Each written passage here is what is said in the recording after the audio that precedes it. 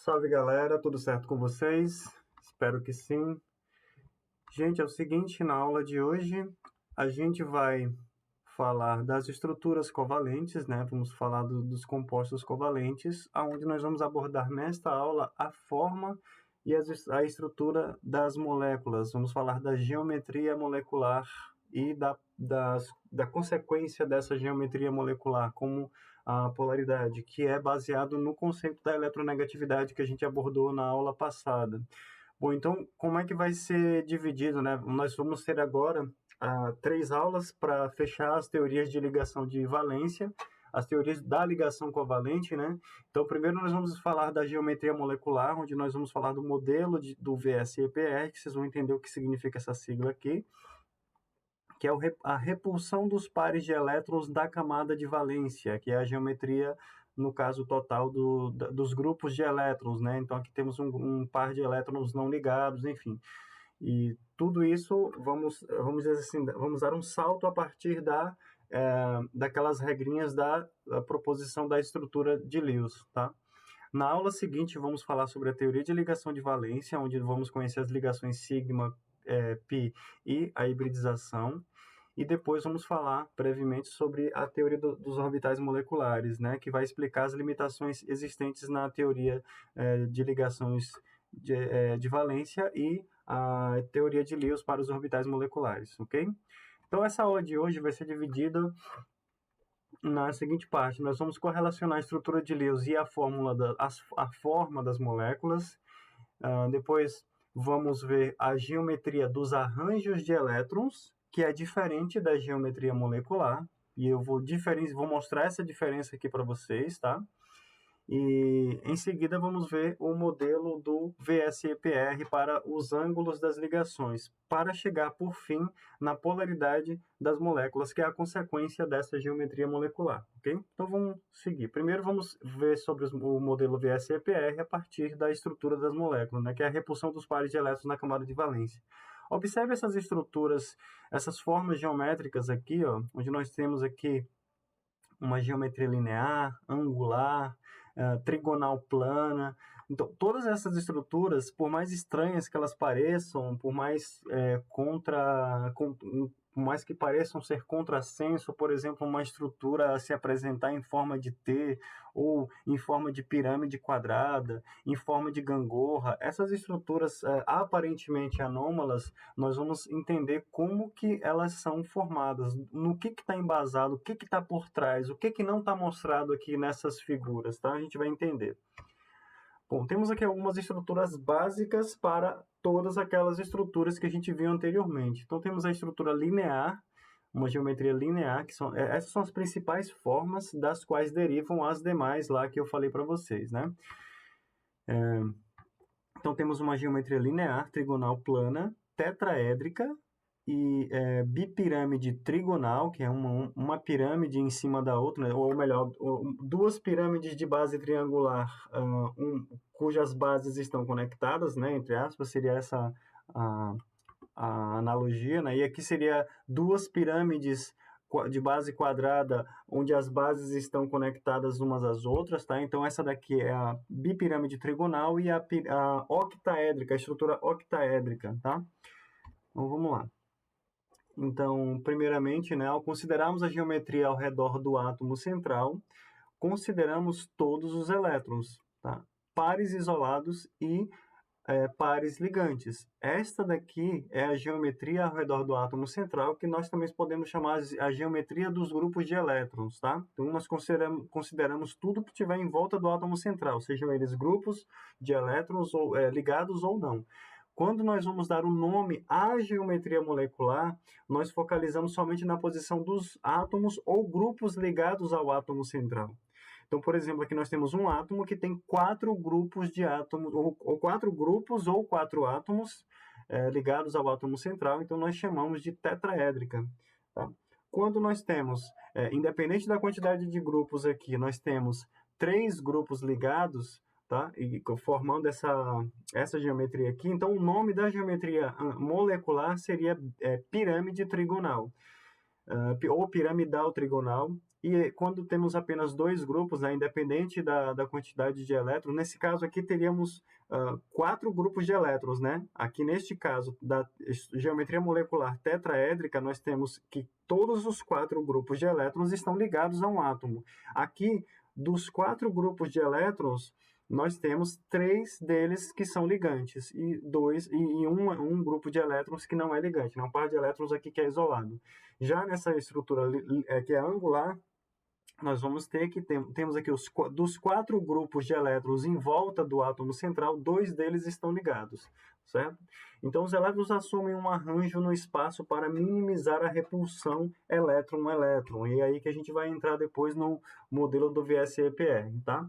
Então, a gente tem duas coisas. A primeira delas, a geometria ao redor do átomo, e aí nós vamos ter essas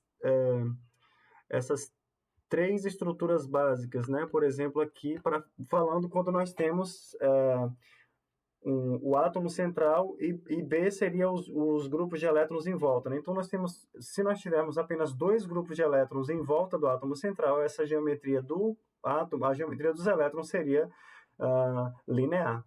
Se nós tivermos três grupos de elétrons em volta do átomo central, a forma que a molécula vai vamos dizer assim, vai se dispor no espaço para diminuir a repulsão elétron-elétron será trigonal planar.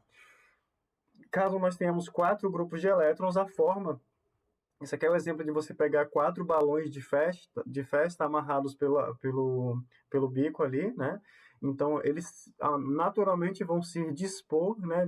Vamos dizer assim, ignorando o atrito, né? Se não tivesse atrito entre as bexigas ali, elas iam se dispor desta forma aqui, né? De maneira a aproveitar melhor o espaço. Então, esse seria os ângulos, né? Então, um ângulo numa geometria linear seria 180, numa geometria trigonal plana seria 120 graus, e numa geometria tetraédrica, o ângulo entre cada um dos eixos aqui, né, de ligação seria 109,5. Esse é o ângulo tetraédrico. Agora, sobre como que de fato as moléculas, como que de fato esses grupos de elétrons se dispõem no espaço de acordo com a característica desse orbital, se ele é ligante ou não ligante. Então, o que acontece? Para prevermos a forma molecular, supomos que os elétrons de valência se repelem, em consequência, consequentemente, a molécula assume uma geometria 3D de maneira que minimize essa repulsão. Então, esse modelo da repulsão nós chamamos de repulsão do par de elétrons no nível de valência. Esse seria o termo, a sigla se fosse em português. Mas como, enfim, normalmente se utiliza esse termo em inglês para ficar mais fácil, né? VSEPR, quando nós falamos na química, o modelo do VSEPR, todo mundo já sabe, né? Significa o seguinte: a gente considera que, ou não considera, mas se sabe, né, que um orbital que está ligado, ele ocupa um volume espacial menor do que um orbital não ligante, tá certo? Ele ocupa um espaço maior enfim, ele ocupa um espaço maior, tá? Um volume maior no espaço. Então, o que acontece é que, como existe a repulsão elétron-elétron, quando um orbital é não ligante, ele empurra os demais elétrons, os demais grupos de elétrons para mais longe, né? Então, fechando os demais ângulos de ligação, tá? Bom, aqui nós temos essa figura para a gente dar a nomenclatura que este daqui, então, a gente chama de eixo axial, tá certo? Que é o eixo principal dessa molécula aqui, e os demais a gente vai chamar de... Bom, aí, pelo fato de este aqui ser o eixo axial desta molécula, então, a gente vai chamar essa ligação aqui de ligação axial, certo? Esse é um grupo ligado na posição axial, esse grupo aqui. Os demais grupos que estejam na região central, a gente vai chamar de ligação ou grupo equatorial, porque está no equador da molécula, tá certo? Bom, aqui outra geometria com uma quantidade maior de grupos de elétrons distribuídos, né? Então, nós temos aqui, quando nós temos 5 grupos de elétrons, então a geometria será bipirâmide trigonal para o arranjo de elétrons. Então, essa é a geometria do arranjo de elétrons, tá certo? E quando nós tivermos 6 grupos de elétrons, então, nós teremos que a geometria do arranjo de elétrons é octaédrica, certo? Então, sobre os ângulos, observe o seguinte, os ângulos, eu estou desconsiderando aqui qualquer tipo de repulsão, tá? Então, se todos os orbitais tivessem o mesmo volume, eles iriam se repelir da mesma forma, com a mesma intensidade. Portanto, a forma que a molécula iria se dispor no espaço para diminuir essa repulsão seria no caso de 5 grupos, seria a bipirâmide trigonal e os ângulos seriam dos grupos axiais com os grupos equatoriais seria um ângulo de 90 graus. E entre os grupos equatoriais, nós teríamos um ângulo de 120 graus. Já numa estrutura octaédrica, qualquer ângulo aqui seria de 90 graus, tá certo? Então, vamos lá. Bom, só que é o seguinte, pelo modelo do VSEPR, o que nós temos? Se nós tivermos um grupo de elétrons não ligado, observe nessa figura que ele vai ocupar um espaço maior. Então, o que vai provocar? Ele vai fazer com que as ligações que estão próximas, adjacentes, elas tenham uma maior repulsão entre esse grupo não ligado aqui, né? Esse grupo de elétrons não ligante. E fazendo com que, por exemplo, essa estrutura aqui, ó, ela feche os seus ângulos, tem um ângulo mais fechado. Por esse fato, o que vai acontecer? A molécula vai achar melhor, né? Enfim, como se a molécula tivesse vontade, não é bem isso, mas assim, será melhor, termodinamicamente mais estável, que em vez de esses 3 grupos ficarem na posição equatorial, sendo repelidos por um grupo volumoso que está na região axial, é melhor que ela se disponha dessa maneira, é melhor que os pares não ligados, eles fiquem, né, quando é apenas um, é melhor que ele fique na região, quando você tem 5 grupos, né, de elétrons, é melhor que ela fique na região equatorial, tá certo? Quando você tem 5 grupos de elétrons. E aí você tem a geometria molecular, a geometria de gangorra, tá? Essa daqui, ó. Quando você tem 2 pares de elétrons não ligados, tá? Ainda assim é melhor que os orbitais se disponham na posição equatorial, tá certo? De maneira que você vai ter ali em torno de 90 graus entre os grupos axiais, né? Com a repulsão dos grupos axiais com esses pares de elétrons aqui. Daí você tem a geometria no formato de T. E por fim, se você tem 6 grupos de elétrons em volta do átomo central, sendo que 2 deles não são ligantes, ou seja, ocupam um espaço maior, então eles preferencialmente ficarão nas posições axiais, tá certo? De maneira que você vai ter uma estrutura aqui, uma geometria molecular do tipo quadrado planar, tá certo? Bom, mas como é que a gente chega nessas estruturas? Primeiro, para a gente chegar nessas estruturas, como é que a gente vai determinar esse arranjo? A gente vai começar desenhando as estruturas de Lewis, utilizando o que a gente discutiu na aula passada. Então, primeiro a gente vai desenhar as estruturas de Lewis, tá? E vamos avaliar, a partir das estruturas de Lewis, qual é o total de pares de elétrons ao redor do átomo central. Então, por exemplo, e aí depois que vocês, né, contarem esses elétrons, grupos de elétrons que estão ao redor do átomo central, então você vai poder chegar à geometria do arranjo de elétrons, tá certo? E por fim você vai conseguir chegar contando os grupos de átomos, né, ou átomos em volta do átomo central, você vai conseguir chegar na geometria molecular, tá? Bom, então vamos lá. Aqui, primeiro olhando aqui, você tem aqui a fórmula molecular que é fornecida. Enfim, você desenha a estrutura de Lewis, tá certo? E em seguida você vai contar a quantidade de grupos de elétrons. Eu tenho então aqui 4 grupos de elétrons em volta do átomo central. Olhando aqui naquela tabelinha, né? Quando eu tenho 4 grupos de elétrons ao redor do átomo central, a geometria de arranjo de elétrons é tetraédrica, tá certo? E aí, bom, eu sei que é tetraédrico, então o arranjo de elétrons. Tendo o arranjo de elétrons sido de 4 elétrons, eu tenho aqui, ó, 3 grupos de átomos, ou 3 átomos, neste caso, ligados ao átomo central, tá? Só que ele não vai estar plano, ele vai estar mais angular, como se fosse um tripé. Então, a geometria disso daqui, dessa molécula, é geometria piramidal trigonal, tá? É um formato de uma pirâmide de base triangular, ok? Então, só para vocês não confundirem, quando a gente se refere à geometria do arranjo de elétrons, que para essa molécula que eu acabei de mostrar para vocês, o arranjo de elétrons tem uma geometria tetraédrica, tá? Porque eu tenho 4 grupos de elétrons. Quando eu vou considerar a geometria da molécula, eu considero os grupos de átomos ou os átomos propriamente ditos, ligados ao átomo central. A geometria em volta deste átomo, a geometria molecular, né? Então vai ser piramidal trigonal, beleza? Então vamos discutir agora a geometria da molécula. Quando eu tiver apenas 2 grupos de elétrons em volta do átomo central, só tenho 2 possibilidades aí, né? Então vai ser linear. Por exemplo, a molécula do CO2, tá? Do gás carbônico. Outra possibilidade é que agora, quando nós tivermos 3 grupos de elétrons em volta do átomo central, a geometria do arranjo de elétrons é trigonal planar ou trigonal plana, ok?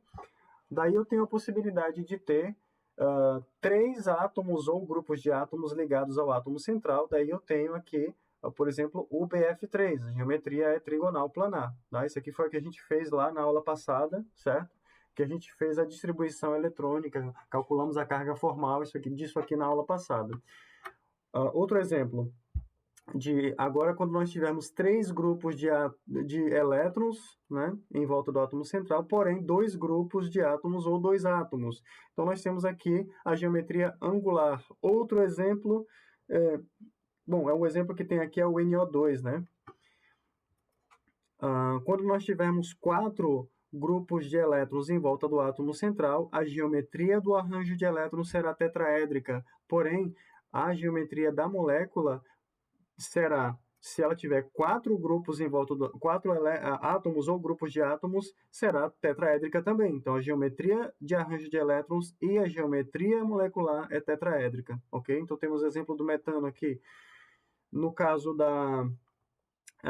se nós tivermos 3 grupos de átomos ou 3 átomos em volta do átomo central, então será pirâmide trigonal, como no exemplo que a gente discutiu aqui da amônia, tá? O NH3, que tem um par de elétrons não ligado. No caso da água, a água também, o arranjo de elétrons é tetraédrico. Portanto, a molécula da água, a geometria molecular é angular, ok? É angular, mas a geometria de arranjo de elétrons é tetraédrica, ok? Temos uns exemplos quando nós tivermos aí 5 grupos de elétrons em volta do átomo central, que terá geometria de arranjo de elétrons de bipirâmide trigonal. Então, se nós tivermos 5 grupos ligantes, então a geometria molecular é igual à geometria de arranjo de elétrons. Se nós tivermos 4, então será o formato gangorra, como eu mostrei para vocês ali, né? Um exemplo é o SF4. Se nós tivermos 3 grupos ligados numa geometria bipirâmide trigonal, ou seja, numa geometria de arranjo de elétrons com 5 grupos de elétrons em volta do átomo central, e nós tivermos 3 grupos, então será a geometria em T, tá? Porque dessa forma aqui, nós teremos que é melhor, né, com 5 grupos de átomos em volta do átomo grupo de elétrons em volta do átomo central, é melhor que os pares não ligados se disponham na região equatorial da molécula, tá certo? E eu vou mostrar para vocês uma outra coisa aqui que a gente vai discutir sobre os ângulos, tá? Olha aqui, ó. Eu não falei sobre os ângulos, mas ó, observe o seguinte.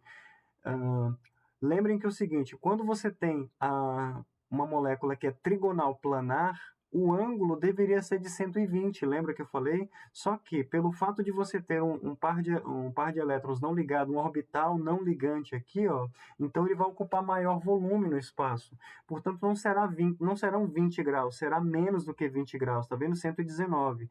O ângulo tetraédrico, eu tinha mostrado para vocês, é de 109,5. Porém, quando você tem um orbital não ligante aqui, ó, o que vai acontecer? Ele vai empurrar esse tripé, ele vai fechar o tripé aqui, ó, de maneira que o ângulo será menor do que 109,5. Portanto, a amônia vai ser 107,8. E na água será ainda mais fechado do que 107,8, porque você tem dois orbitais não ligantes agora. Então, vai ser de 104,5. Aqui é a mesma coisa, ó, né? No PCl5, observe aqui, ó, não tem mais 90 graus aqui, ó, entre os grupos axiais e os equatoriais. Ó, o que está equatorial aqui, ó?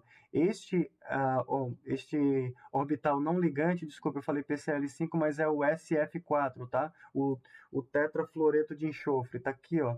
Você tem um par de elétrons não ligado, um orbital aqui com volume maior que está repelindo mais essas ligações aqui, de maneira que aqui você não terá um ângulo, por exemplo, de 90 graus, ou terá um menor do que 90 graus. E aqui na região equatorial não serão 120 graus, porém 101 graus, tá certo? Aqui a mesma coisa, no seu T, você não tem 90 graus entre as ligações, tá? Aqui, então, essa molécula, né, você vai ter, né, como eu falei, com 5 grupos de elétrons em volta do átomo central, os pares não ligados vão ficar na região equatorial da molécula. Bom, quando você tem 6 grupos, de preferência, o par de elétrons não ligado vai ficar na posição axial. Na realidade, ele vai ficar em uma das posições, né? Se você tiver, por exemplo, aqui, ó, quatro grupos que são 4 átomos ou grupos de átomos que são que tem a mesma natureza, qualquer posição que ele ficar, você pode chamar de axial, tá? Então, aqui tanto faz, porque é uma geometria relativamente simétrica, né? Então, qualquer posição você vai chamar de axial.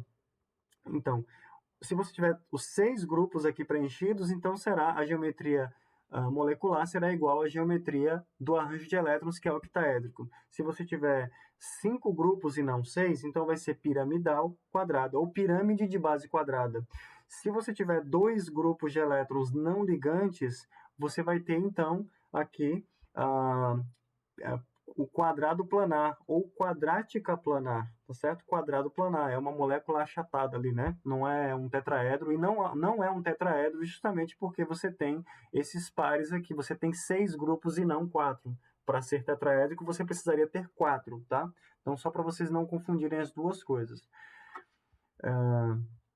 E aí, outra coisa, em relação a essa pirâmide de base quadrada aqui, ou piramidal quadrada, observe também aqui, ó, que os ângulos não são mais de 90 graus também, como deveria ser se fosse um octaedro perfeito.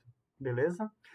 Bom, aqui eu vou deixar como exercício para vocês fazerem, tá? Vocês aplicarem, desenhar as estruturas de Lewis. Eu vou deixar o material lá no ambiente para vocês se guiarem, tá? Então, vocês vão, primeiro, desenhar as estruturas de Lewis, vão contar os elétrons em volta do átomo central para chegar na geometria do arranjo de elétrons. Por fim, vocês vão chegar na geometria da molécula. Então, são 3 passos aí, né? E, claro, vocês vão ter que calcular a carga formal para poder validar a estrutura de vocês, como eu expliquei na aula passada, beleza? Aqui nós temos alguns outros exemplos, ó, e mostrando as suas geometrias moleculares, tá certo? E alguns exemplos aqui de estruturas, né?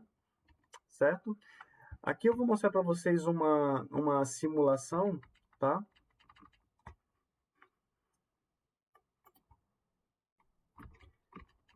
Nessa simulação que eu vou mostrar para vocês aqui, ó, o que acontece? Cadê aqui a simulação?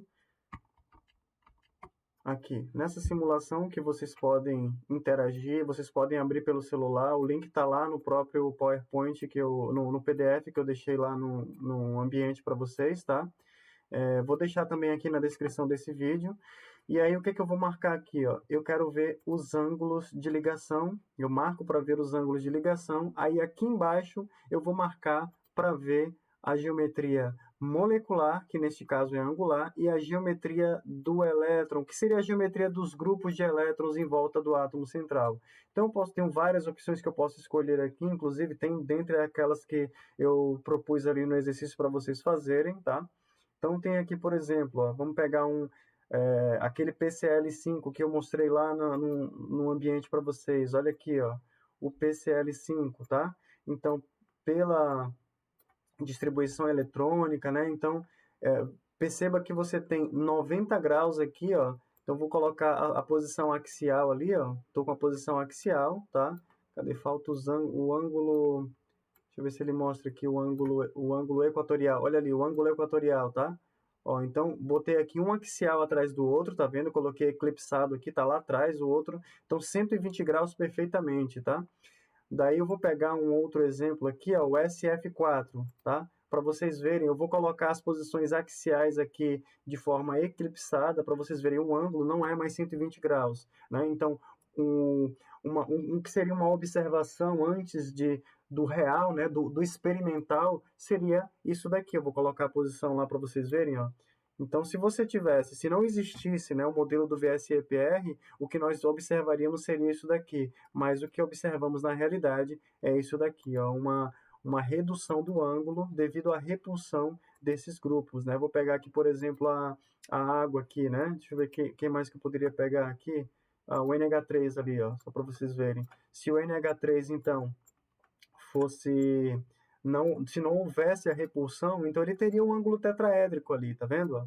Então seria um ângulo tetraédrico, tá certo? Né? De 109,5 graus, só que na realidade, experimentalmente observado, nós temos que o ângulo é mais fechado. Observe que o tripé vai fechando ali, ó. Mesma coisa acontece aqui na água, ó, né? Se você fosse na realidade, seria o ângulo tetraédrico é de 109,5 e na realidade experimental observado é de 104,5 graus. Certo, gente? Então, aí vocês podem explorar ali, ó, clicando no link, pode ser pelo celular mesmo, e você vai interagir com essas estruturas aqui. Vocês têm a possibilidade aqui embaixo, quando vocês podem criar a estrutura de vocês, né? Pode colocar mais coisas ali se vocês quiserem, enfim, tá? Enfim, então explorem a ferramenta, peçam para mostrar ali as geometrias, tá certo? Agora, o último tópico dessa aula de hoje, né, que é sobre a polaridade como consequência da geometria. Antes de falar da polaridade de uma molécula, a gente precisa lembrar do que a gente viu na aula passada, que é sobre a eletronegatividade, tá? Então, veja, nessa ligação aqui, ó, esta daqui é uma ligação aonde eu tenho, é uma ligação covalente, a gente viu que era uma ligação covalente por aquele gráfico lá da diferença de eletronegatividade, é uma ligação covalente que a gente considera, porém é uma ligação covalente polar, ou seja, você tem um elemento aqui, né, o cloro, que ele tem uma tendência a atrair, uma tendência de receber elétrons maior, uma afinidade eletrônica maior, uma afinidade por elétrons do cloro é maior do que a afinidade por elétrons pelo hidrogênio, né? Então, o que acontece? A nuvem eletrônica desta ligação covalente ela vai estar deformada no sentido do elemento mais eletronegativo. E aí nós representamos por uma seta como se fosse um vetor, tá? É o vetor de momento de dipolo. Esse momento de dipolo se refere a esta ligação covalente. Então, para vocês não confundirem a polaridade de uma ligação covalente com a polaridade de uma molécula. A polaridade de uma ligação covalente ela é medida pela diferença das eletronegatividades dos átomos envolvidos nessa ligação covalente, tá certo? Aqui uma molécula de Cl2, né? O gás cloro. Então, nós temos que são os dois átomos têm a mesma tendência de puxar os elétrons para si, de atrair os elétrons, de afinidade eletrônica. A tendência é a mesma, a eletronegatividade é a mesma. Portanto, não há, nesse cabo de força aí de puxar elétrons, não tem quem ganhe nem quem perca, né? Os dois vão puxar com a mesma intensidade e é uma ligação covalente apolar, tá certo? Esta ligação covalente ela não é polarizada porque você não tem uma atração maior por um lado ou pelo outro da ligação, tá certo? Esta é uma ligação covalente polar. Dito isso, então, a polaridade das moléculas ela se refere ao vetor resultante da operação vetorial aqui, ó, entre os vetores momento de dipolo. Então, por exemplo, o CO2, você tem o carbono, então é uma molécula linear, ok? Então, este vetor está, como o oxigênio é mais eletronegativo do que o carbono, o oxigênio está puxando elétrons para si, tá certo? Então, o que vai acontecer aqui? você vai ter o vetor momento de dipolo na direção e sentido do oxigênio. E aqui você vai ter o outro vetor no sentido oposto, de forma que o vetor resultante dessa molécula, para essa molécula, é nulo, é zero. Então, esta molécula é apolar. O mesmo ocorre aqui, ó. Nós temos ligações covalentes polares, tá certo? Porém, apesar de serem ligações covalentes polares, os vetores se cancelam. Porque, por exemplo, se você pegar aqui e fizer a operação de soma desses vetores aqui, ó, você vai ter um vetor resultante apontando para o lado oposto desse vetor aqui. Tá? Então, o vetor resultante, o vetor de momento de dipolo resultante para essa molécula é zero. Tá certo? Então, você não tem nenhuma diferença líquida de um lado ou outro da molécula que está puxando elétrons, apesar das ligações covalentes serem polares. A mesma coisa aqui. As ligações covalentes são polares, todas elas, porém, na soma vetorial, o vetor resultante aqui de momento de dipolo da molécula inteira, ela seria zero. Essa molécula também é apolar. Já essa molécula aqui, ó, HCN, então o que acontece? Fazendo a diferença vetorial aqui, a diferença de momento de dipolo pelas eletronegatividades de cada átomo envolvido nessas ligações, você vai tendo cada ligação, pense numa molécula como um todo, cada ligação covalente tem um vetor de momento de dipolo, certo? Então, vamos ter aqui este momento de dipolo e este momento de dipolo. Ambos apontam para um único lado. Portanto, a soma vetorial de todas as ligações covalentes desta molécula aqui, ó, de todos os momentos vetores de momento de dipolo, vai dar diferente de zero. Portanto, é uma molécula polar, tá certo? Aqui também, ó. Quando você faz a soma vetorial aqui, ó, tá? Então, quando você soma, por exemplo, todos esses vetores aqui, ó, eles vão dar um vetor resultante para baixo, que vai se somar com este vetor e você vai ter a soma vetorial aqui, ó, líquida de toda essa molécula diferente de zero, portanto, esta é uma molécula polar. Esse aqui é o vetor resultante. A mesma coisa aqui, ó. Então, você vai ter um vetor resultante diferente de zero para toda a molécula. Então, esta também é uma molécula polar, ok? Para a água e para a amônia ocorre a mesma situação, tá? O oxigênio, que é mais eletronegativo do que o hidrogênio, atrai os elétrons para si, ok? De maneira que a seta, o vetor momento de dipolo de cada uma dessas ligações covalentes será diferente de zero, obviamente, né? Porque são átomos diferentes, e o vetor resultante será este daqui. A mesma coisa ocorre com o tripé ali da amônia, tá certo? Bom, agora, só para a gente fechar essa aula, vamos resolver vou resolver uma letra aqui desse exercício, tá? Onde vamos determinar se as moléculas trabalhadas antes são polares ou apolares. Vamos ver esse iodo F5 se são polares ou apolares. O restante vocês fazem baseado no que eu fizer aqui, ok? Vamos lá. Primeiro a gente vai desenhar essas estruturas, tá? Já está ali. Então, primeiro ponto, né? Como a gente viu na aula passada, o iodo, aliás, e o flúor, ambos são da família 7A, tá certo? Da família 7A. Como tal, eles têm 7 elétrons de valência, tá? Só que aqui nós temos 5 flúor. Então, 5 vezes 7, 35. 35 elétrons. Eu tenho que distribuir 42 elétrons por toda a molécula. Então, o que eu vou fazer? Vou pegar aqui, ó, né, o iodo, e aí eu vou fazer aqui, ó, vou fazer as ligações covalentes ali, e vou colocar os átomos em volta do iodo. O iodo, ele está em famílias acima da família 3A, da família 3, né? Do período 3, do terceiro período. Ele está mais para baixo, portanto, ele faz parte daquelas exceções de expansão do octeto. Então, vamos fazer o seguinte, nós temos aqui, ó, contando aqui, né, os elétrons em volta do átomo central aqui, nós temos 2, 4, 6, 8, 10. Então, nós já distribuímos aqui, ó, 10 elétrons. Agora eu vou colocar os elétrons, vou completar o octeto dos átomos em volta do átomo central, tá?